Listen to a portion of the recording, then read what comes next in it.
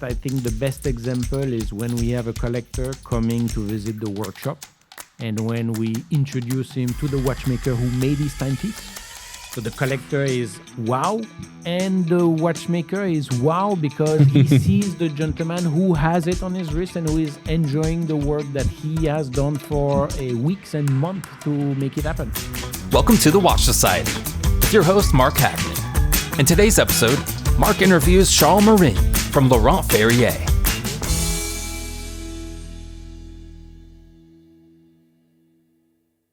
So welcome everybody to the Watch Society.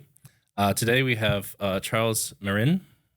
I apologize if I screwed that up. You didn't screw it, it was perfect. Okay. Who is the agent for Laurent Ferrier for the Americas. Correct. North, South, Central, all of it. Vast territory, yes. Just half the world. I shouldn't say half the world, but it's big. Big. Yes. The plane is my subway. I say, how often are you on the road for that? I travel about 10 to 15 days a month, and you can't just be traveling, of course. You also have to be at the office to make sure that things are also working there. Traveling to visit our retail partner, or in the case of today, spending time with collectors is always a pleasure to be able to share, to educate, and to explain.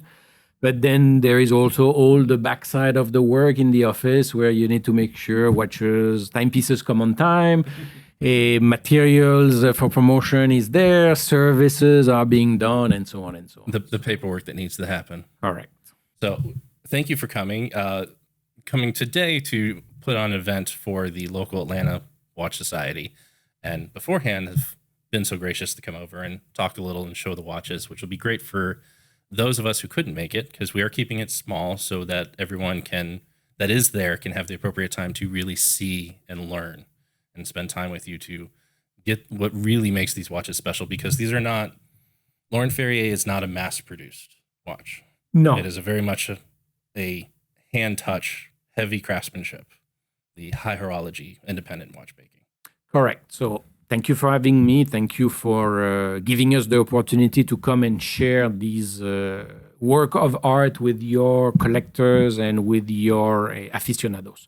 As you explained, Laurent Ferrier works in a very traditional watchmaking way, which is all the decoration handmade.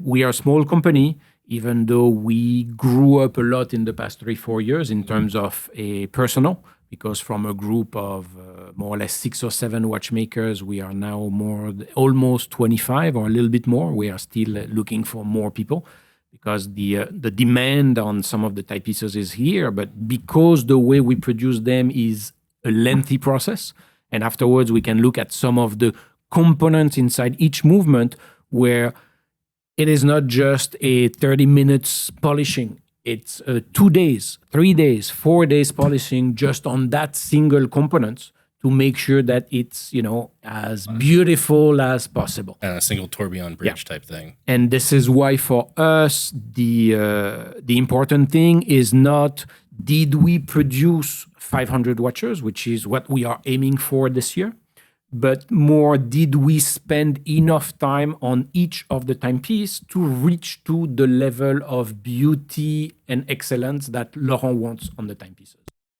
And to go into kind of set up Laurent Ferrier as a person and brand, comes from Laurent Ferrier, the person who's a third generation watchmaker, worked for only Patek Philippe, 37 years, and just a few years shy of being able to retire completely with them, decided to take the step away and create his own brand under his own name. With some help from an old friend, and his son joining, has decided to, in 2009, create his own brand and came out with the first watch in 2010, which was immediately a GPHG winner. And in 15 years has won 3 GPHGs, I believe. 4. Yes, because 2010, the tourbillon. Yep. 2015, the square natural escapement. Which we have here. 2018, the first annual calendar that we introduced in the École case. Yes. And last year, the again the tourbillon movement, but in a different configuration, which is the Grand Sport. I'm sorry, I missed one. So 4 in 15 years for a brand that produces watches in the hundreds, not in the thousands. That's a statement. I think it represents what we just said before, which is the love for traditional work, the love for aesthetic and elegance, and the passion that not only is with Laurent, Christian, or François that you were mentioning before, who is his friend from many, many years and who helped him establish the company in 2008 and then present the first pieces in 2010. I think it's a shared passion of what should be the traditional watchmaking to preserve. Various times collectors are like, but why do we still do tourbillons? At the end, the tourbillon is for a pocket watch and not a wristwatch and so on. It's true. Because you can.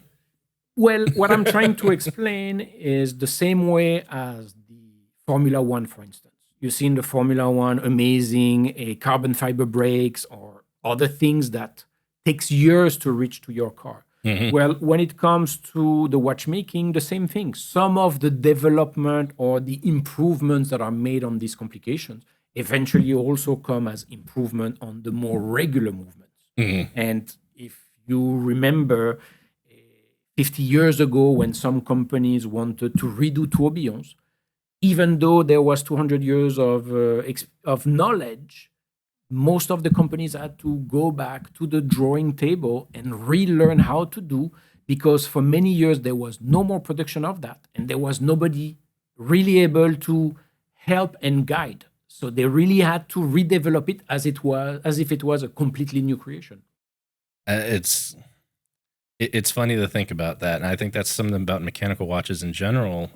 With the boom since the 90s, really, I think is when the luxury mechanical watches really started to make a comeback.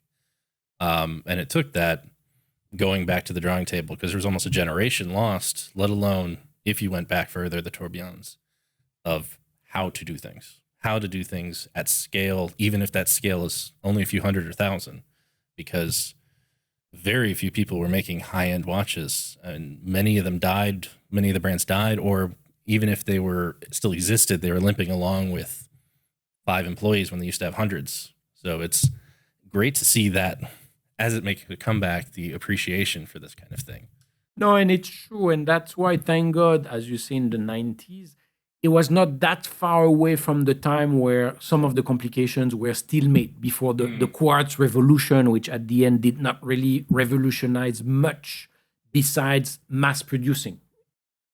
It made you can get a watch that was accurate and very cheap. Correct. And was missing soul. Yeah, but I think it also developed the concept of people wearing a watch, because not everybody could afford a mechanical watch, but a lot more people were able to afford a quartz watch. True. Anyone, to this day. I see with my children who are teenagers or young adults, of course, they know and they like what I do, and they have probably more interest to wear a watch than some of their friends.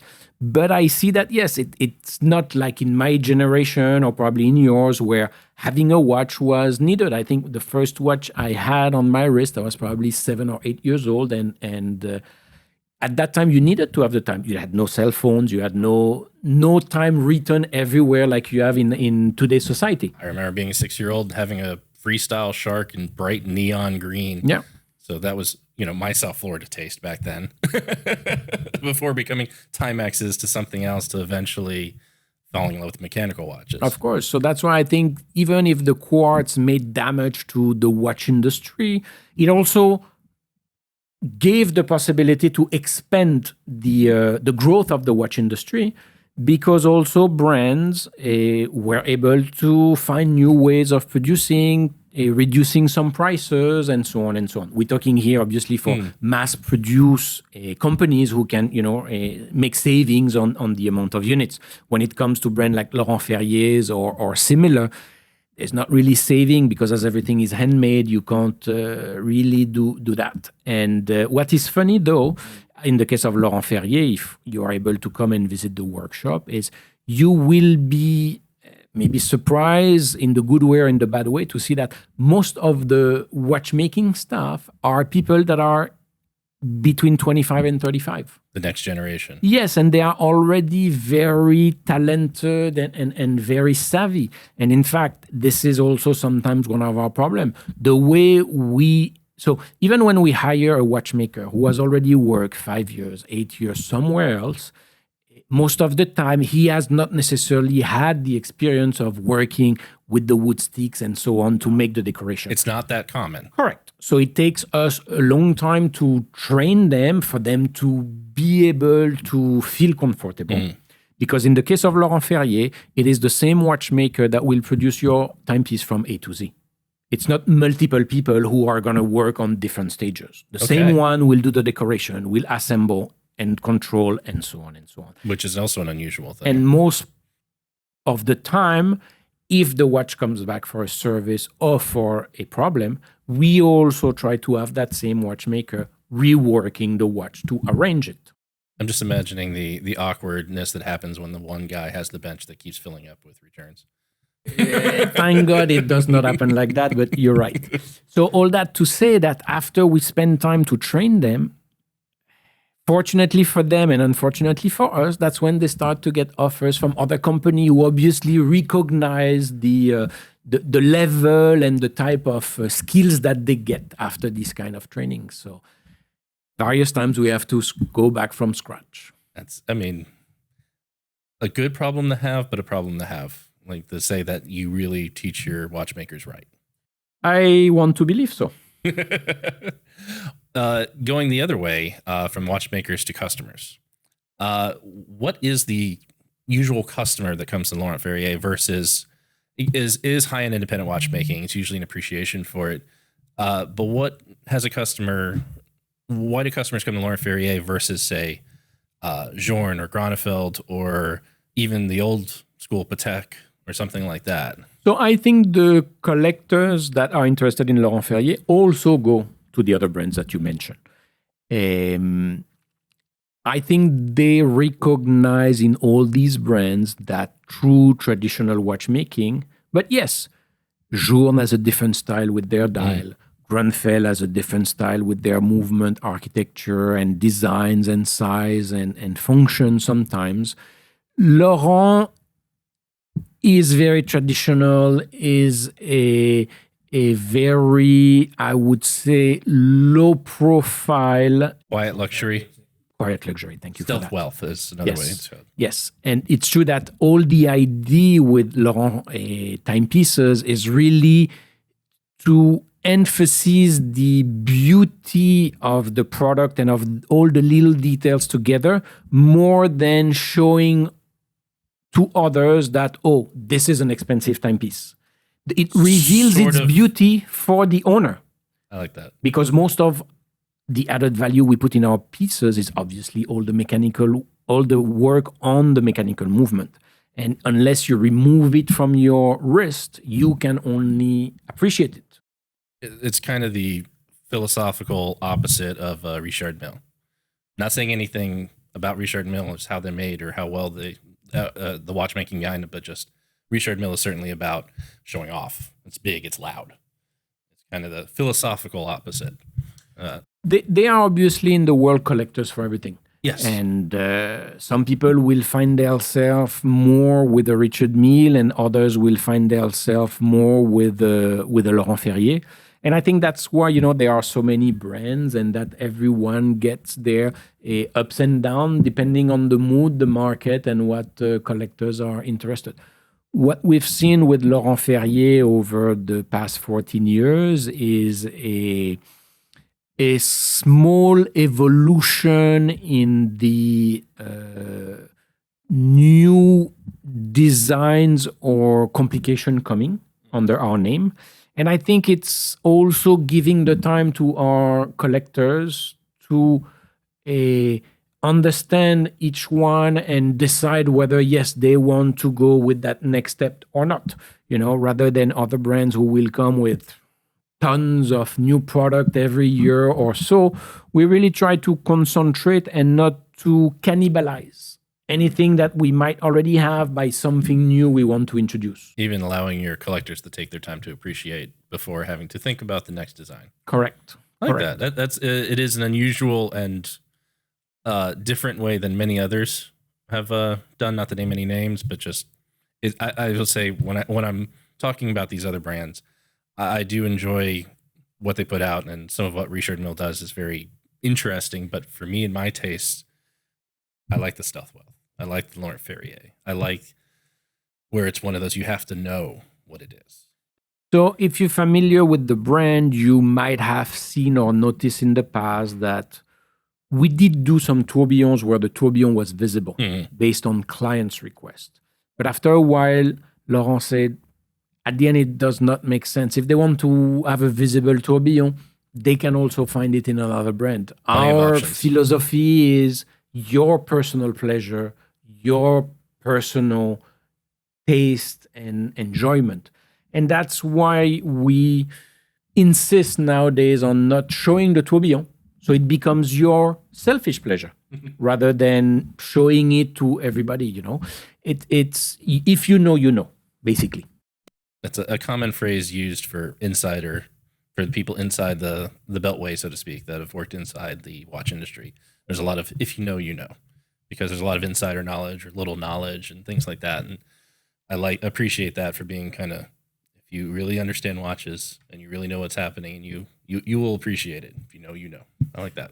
Of course, because, you know, when you compare our tourbillon with the regular natural escapement micro rotor, the only difference will be the sentence double tourbillon on the dial from far. When you flip them, you see the difference. But from far, you can't really say, oh, this is the tourbillon, and, you know, unless you know exactly which are all the dials we make for this one and for that one. And I'm sure there's a few of those guys, but Of course, you always have people like that. Speaking of collectors, making of only a few hundred watches a year, one of the difficulties must be just getting the watches in front of collectors, because there's only so many that can be out in the world in boutiques. You can't have 500 boutiques if you only make 400 or 500 watches. So how do you get around the difficulty of getting the watches in front of collectors? So our network distribution is, I shouldn't say small, but we're looking at more or less about 30 point of sales around the world, carrying, you know, or covering most of the most important countries. So our collectors can have something available close to them. Since 2020, the atelier has zero stock. Everything that has been produced in the past 4 years was already pre-reserved by a final client, and it's beautiful to be like that. But sometimes, as you just pointed out, it's frustrating because many times I had to tell customers, "Sorry, you can only see it on the website, or you can see it on the catalog," and Or you hope you have a friend that has one or something like True. that. It's hard, but True. And we have tried over the years to keep 15 pieces that we would use for every watch fair around the world. So me fighting with my colleagues in Switzerland who needed them for Asia, for Dubai, for Paris, while me, I needed here for the US. So it was a little bit frustrating for collectors. Fantastic for us and for the appreciation of, you know, the work done by Laurent. But we are trying to work on that and to be able to have few pieces in stock with our partners, so collectors could potentially see one piece of more or less each style if needed. But it's true that when it comes to novelty, like the annual calendar moon phase for this year, I don't think people will be able to see it in the store before sometimes next year, because the quantity that we are planning to produce for this year is already pre-reserved by the collectors. good problem to have. Of course, it's a fantastic problem to have, but it's also a frustrating problem because when we want to show them to It's a good problem in the short term. Long term, it's one of those you want to try to find some way around that. yes, and we don't want to be arrogant of everything is sold and you can't see anything. On the contrary, we love what we do and we want to be able to share it as much as possible. And that's why at some point we were thinking to just produce the watch even with no movement, so at least people could see the aesthetic.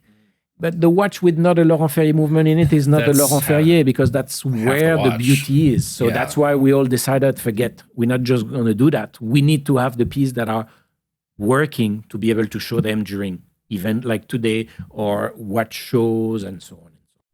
So speaking of the collection, here we have 4 examples which cover the 3 different cases and the newest watch in front of us.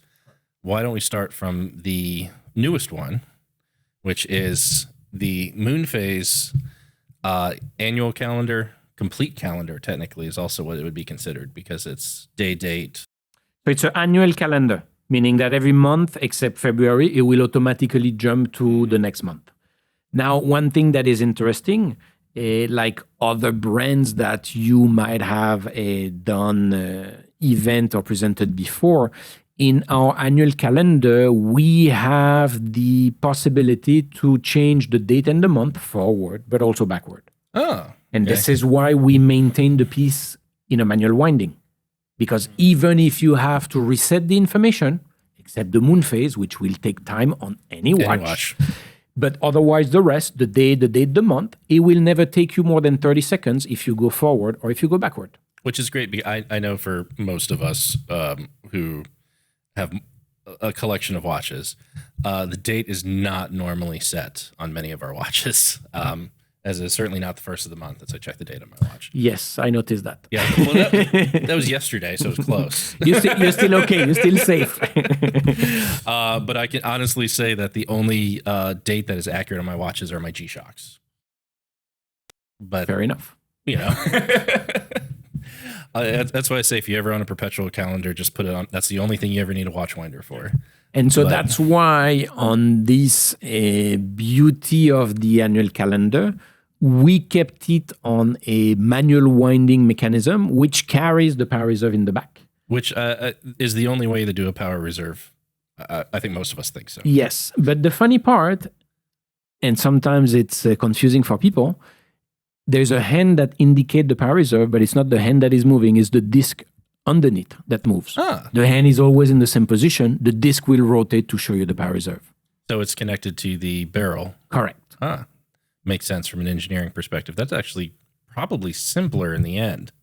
I'm not a watchmaker, so I won't comment on that. But I find it more clever. Yes. Actually. It's something that I'm surprised you haven't seen before.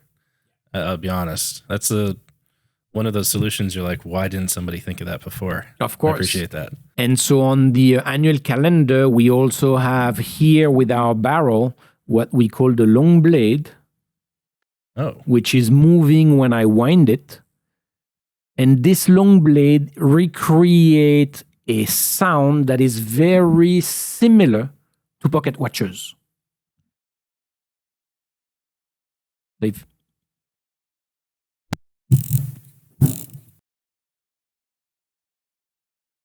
Is that also work as the click stop? Correct. But because of that long part, it makes a very, very smooth sound. It's not the harsh click you get exactly. Not like other brands, or not even like our micro rotor. The winding system and quality is very traditional on this one. This is one of the most traditional movement that we have, the manual winding. I just sit here and look at this all day. It's so beautiful. when you get, I mean, we've all seen watch movements, and me, like I think most people, when the first movement we saw was probably off the back of a Seiko, which is at the time very interesting because it's usually the first thing you've ever seen. So it's like, oh, things are moving. And then as you get exposed to more and more and more, it quickly takes something closer to this to actually make you stop and look. Eventually it's, window on the back. It really takes something special. Like, this is why we want sapphire on the back. That's for sure. But I think when it comes to the high horology, there's another thing that is that I've noticed recently and that makes a difference. The depth in the movement. When it comes to high horology, you see movement with a lot more depth. When you compare to pieces that are not necessarily as high. And I think that three-dimensionality is also something that really blows more the vision than anything else. Yeah, and for me, it's when I look at a watch like this, it's always the little details. How thin are the hands? Is just an unusual beauty. I love the open 6 and open 9s on the fonts. The slope going down into the date windows. It's those little details, and that's before you get to the moon phase, which is kind of the star of the show here. Correct. Which will shoot it under lume and get to see the stars and the moon light up.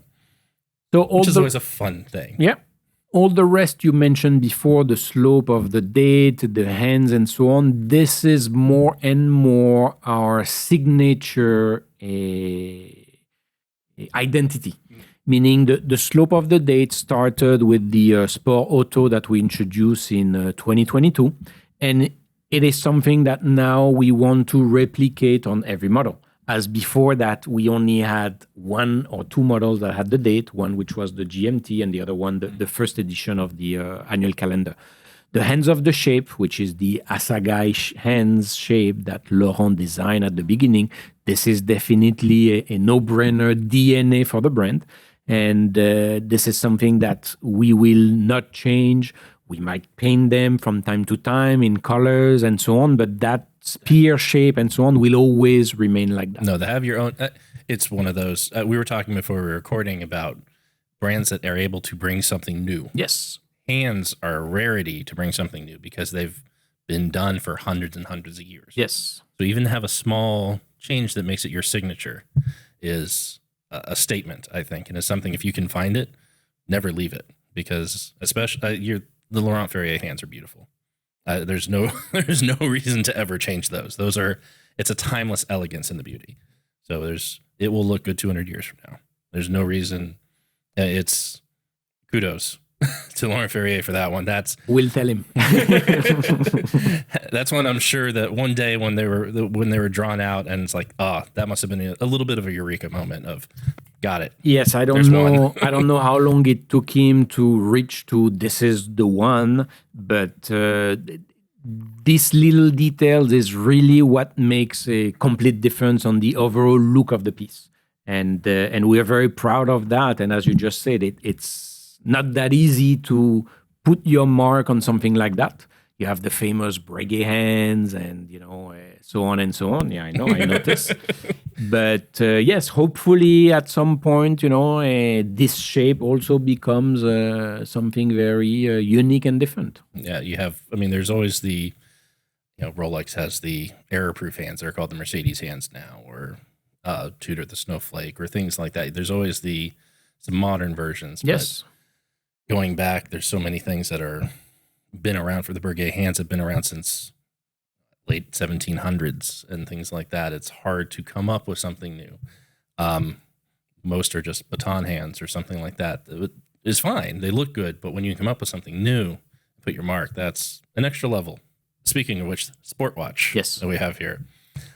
Integrated bracelet sports watch is another thing that's hard to do new, because I think everyone's been trying to do it since the 70s. Obviously, Royal Oak, and then Nautilus, followed by everybody. And it's become popular again, to where even those who didn't have a sport watch are coming out with it, where you have long with the Odysseus and Laurent Ferrier now, which again is hard to do new. But I don't think it's a matter of doing it new, but doing it in your style, because Laurent Ferrier is a style of already. So you don't want to produce something that suddenly looks different or looks out of place.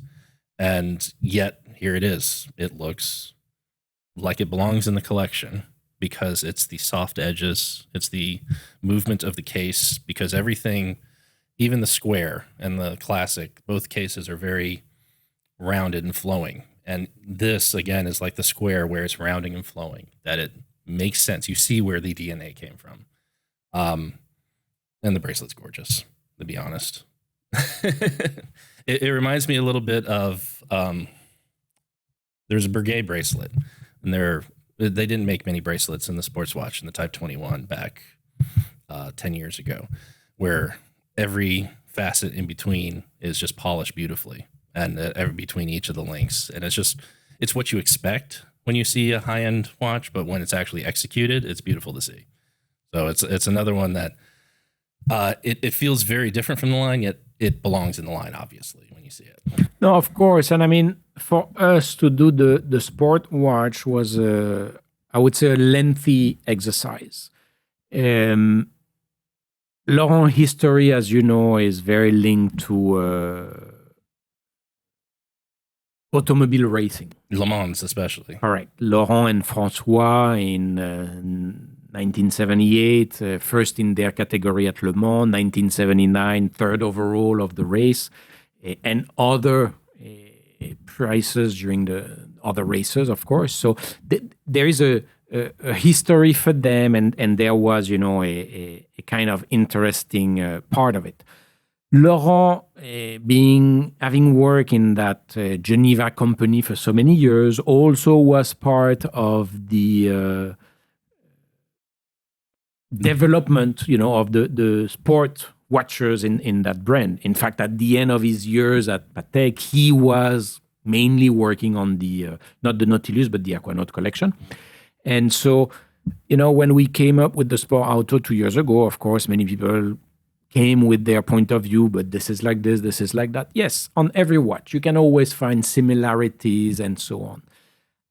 And there will always be similarities with other things. But I think, as you were pointing it has his own Laurent Ferrier DNA in it. Mm-hmm. It's not just a sport watch to be a sports watch. Some details makes it very unique, different, and relevant on what the market had or didn't have before that. So the idea when we launched it in 2022 was to say, we do not want to become a sports watch brand. We want to remain a classic traditional watch, but we also know and understand that some of our collectors would like to have a sports watch because they can't go to the beach and wear their classic watch, and so on and so on. So that was one of the idea behind it. Now, this took many, many years because that was on the development already since, I want to say, 2017 or something like that. The first step was obviously the Grand Sport Tourbillon in 2019, which was to commemorate the 40 years of the Le Mans podium. That was a 12-piece edition on the rubber strap. And from that, the year after, it became a 12-piece edition on a metal bracelet. And we saw that the feedback from the metal bracelet on that bigger size, because it's a 44 millimeter instead of 41.5, was very well received.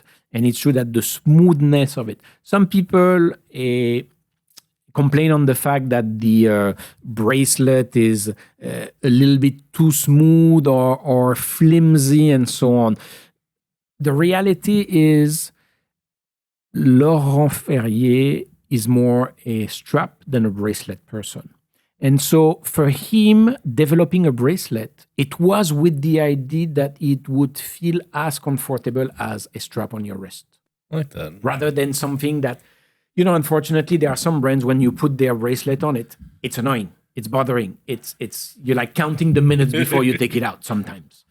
And here, it was the opposite. I'm not going to argue with that because honestly, I only own 2 watches that I wear on bracelet, and that's it. And it's everyone else I find not comfortable enough.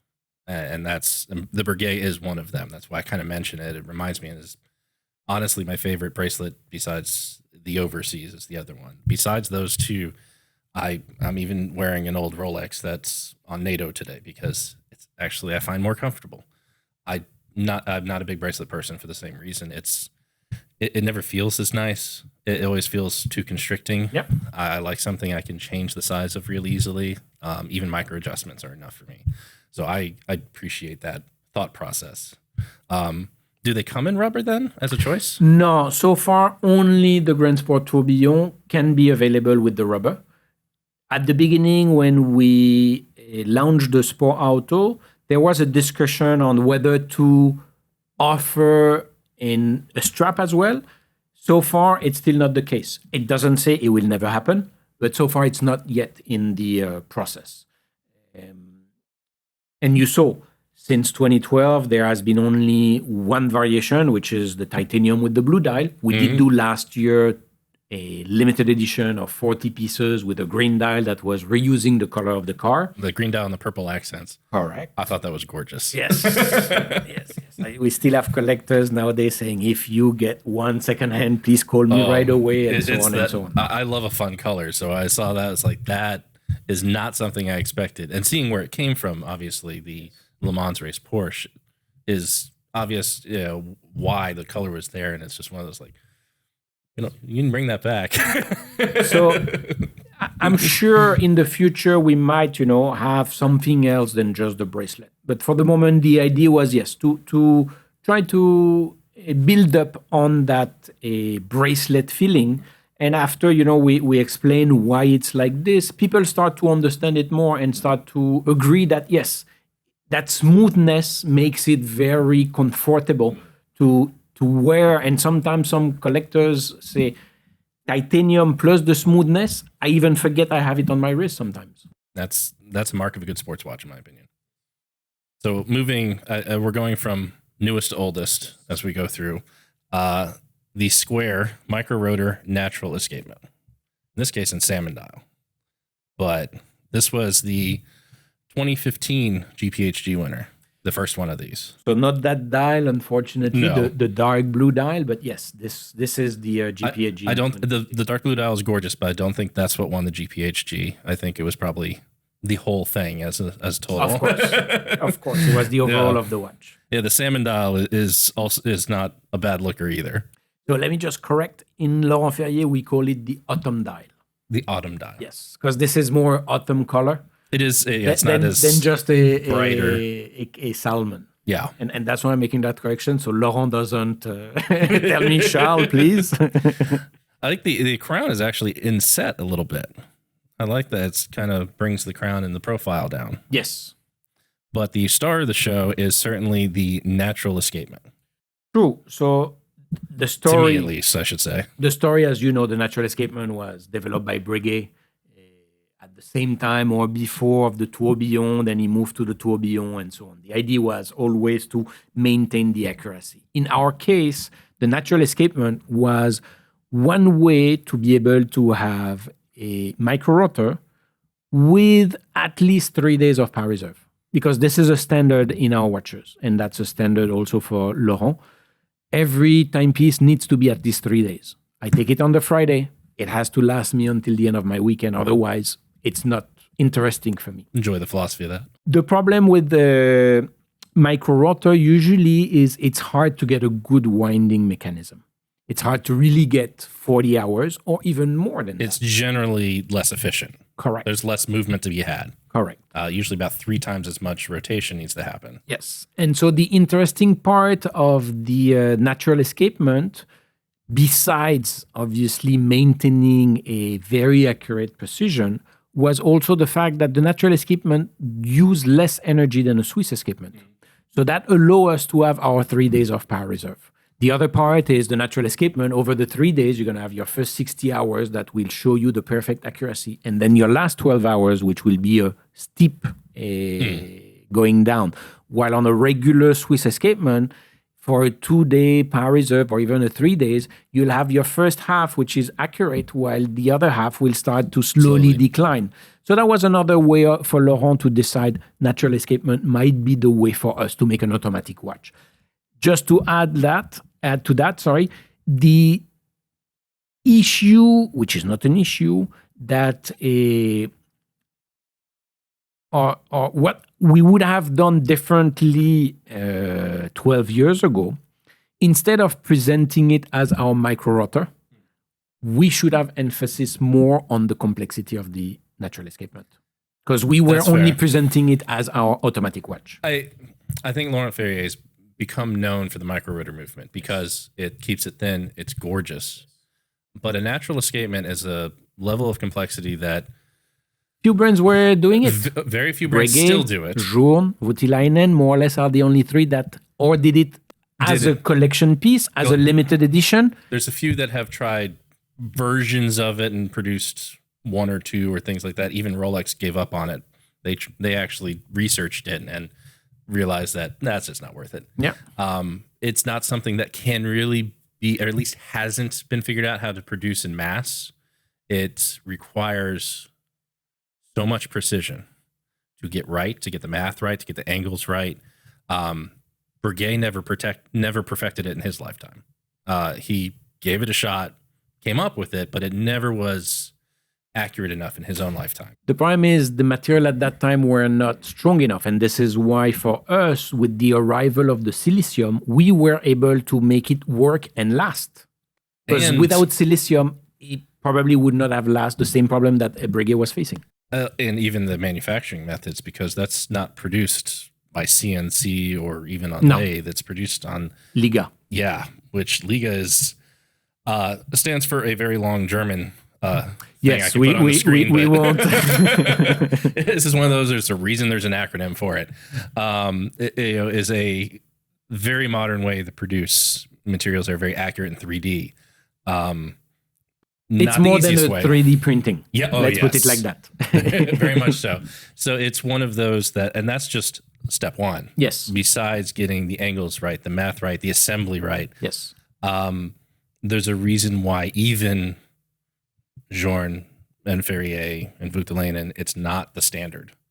So the only difference between us and the other that you mentioned is for us, for more than 10 years, until the arrival of the Sport Auto, it was our only automatic movement.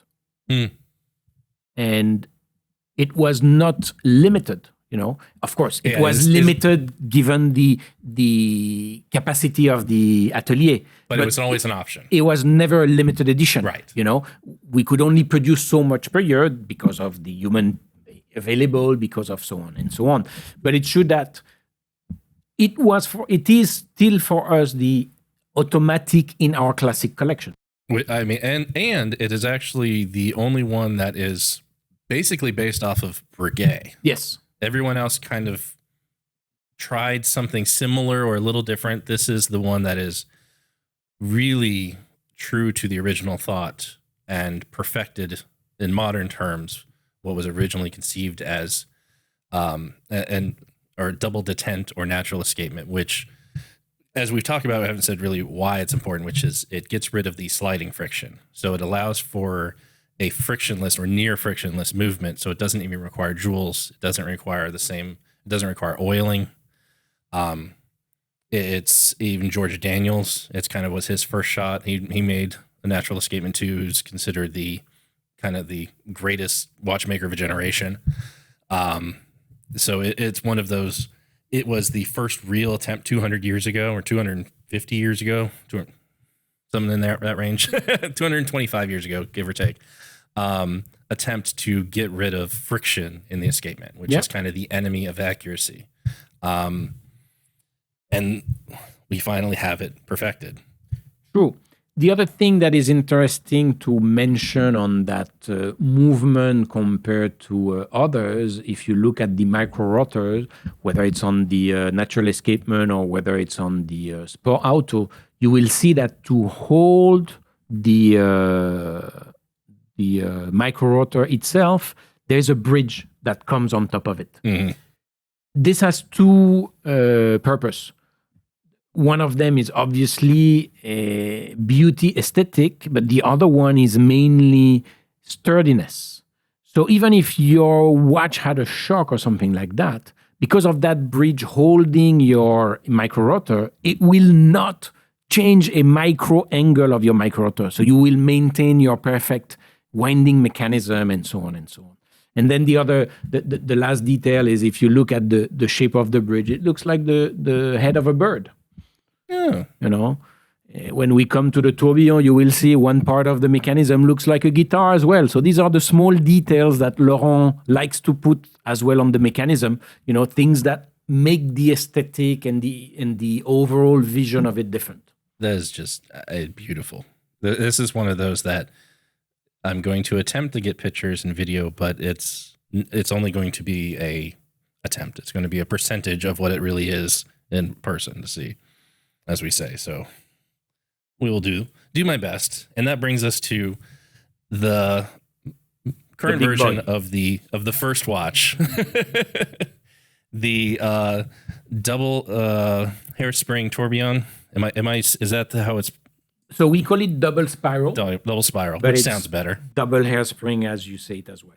Just basically two Breguet overcoils. Correct. On the Breguet's tourbillon invention. Correct. To balance out more motion than just one directional gravity. Yes. Tourbillon is supposed to do. And again, same thing, to avoid that micro angle of the spring pulling, while here they both pull in the opposite direction at the same time. So you see the bridge that comes over the tourbillon. This is our guitar shape.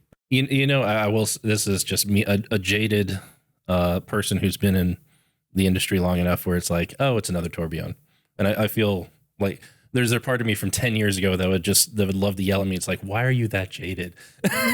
But when you see one that's just, to be perfectly honest, it's not just another tourbillon. It looks a lot better than what you're used to seeing, even among others, to me. And I say that from not just a finishing standpoint, but from what I think really matters, that takes it to a different level. Something we've talked about is the architectural beauty of it. There's a level of design there that is for design's sake. Correct. I mean, if you look at some of the opening on the bridges of the tourbillon, so when you look at it, you see 1, 2, 3, 4 bridges. But in reality, it's only 2, because all this is one piece and all this is one piece. The small opening in the middle is more for the aesthetic, to give the impression that the movement is more open.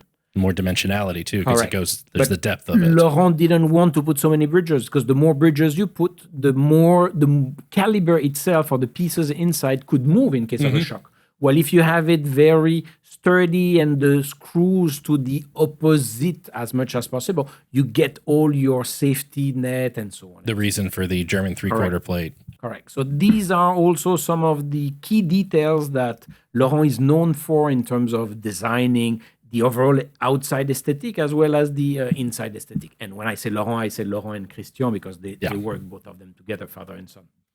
The next generation's already in there. Correct. And hopefully, so Christian would be the 4th generation watchmaker now in the family. Hopefully there's more coming, I guess. He has a son, but he's too young to know whether that might be his call or not.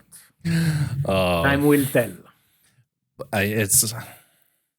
There's the elegant simplicity of something like that, where it's you see enough watches that just try and show off, that to see something that's just trying to do it right.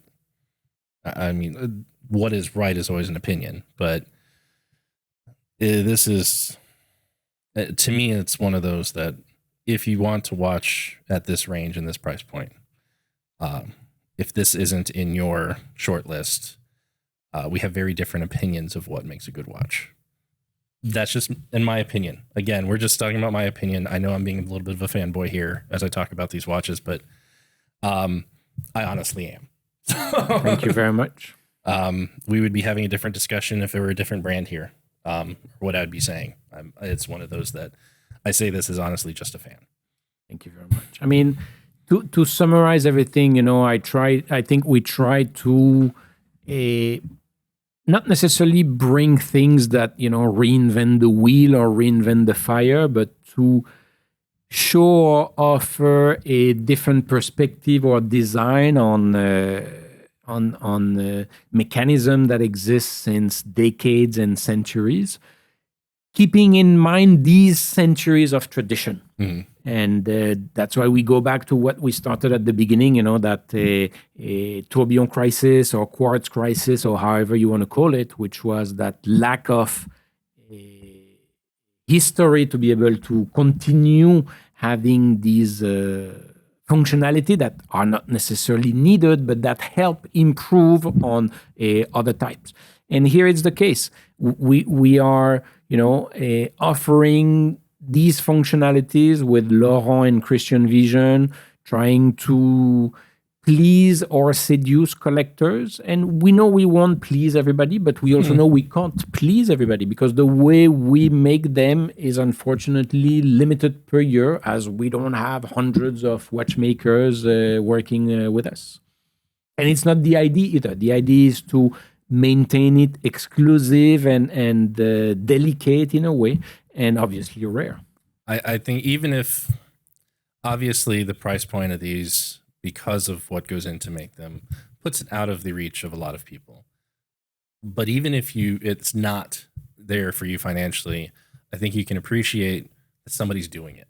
And it's nice that there are patrons of it that allow it to be done, because there's a certain level of craftsmanship when we talk about watches I think we all appreciate and we all want to see keep happening. So I thank those who do have the means that do purchase watches like this, because your patronage is you're allowing the art to continue. Of course. And to illustrate that, I think the best example is when we have a collector coming to visit the workshop, and when we introduce him to the watchmaker who made his timepiece. So the collector is wow, and the watchmaker is wow, because he sees the gentleman who has it on his wrist and who is enjoying the work that he has done for weeks and months to make it happen.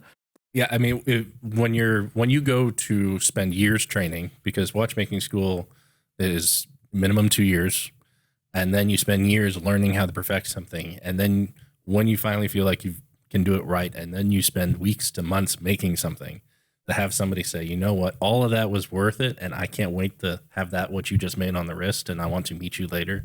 That's the level of craftsmanship it is that you cannot find at a mass-produced brand. So that's why I say it's nice that there are those who do appreciate that enough to continue to buy these watches from Laurent Ferrier or others that are doing that kind of thing, to allow that art to continue, that craftsmanship to continue, to allow those who want to make it their life's work to be able to do so. Of course. It's as we were saying earlier, it's a passion that we share, whether it's the collector sharing that love or whether it's the producer by the watchmaker sharing that love. We all like the same thing, which is that elegance, that beauty, that timeless look that makes Laurent's creation amazing and beautiful, no matter what year you are. You will, when you look at the square, it could be a 1930, a 1960, but no, it's a 2015 watch, and it will be also a 2070, because that will keep and maintain that refinement. Yeah, it's when you look at the high-end well-made watches where it's a timeless look and it's not a of-the-moment look, which is exactly what these are. It's I hate to use the Patek ad, but you're holding it for the next generation. It's a silly ad, but they're right. It works. Yes. When it comes to that level of craftsmanship, it's the same, and we call it the Patek advertising, but in fact they were the one who put it in picture and in perspective, but it's something that works for we talk about it. The art, for the cars, for everything that has a beauty, not just a value, a beauty before a value. I like that. And on that note, I think we should end the Mutual Love Society for Laurent Ferrier here. Thank you for joining us, and we'll see you next time. Thanks for watching. Don't forget to like and subscribe so you don't miss any of our future videos.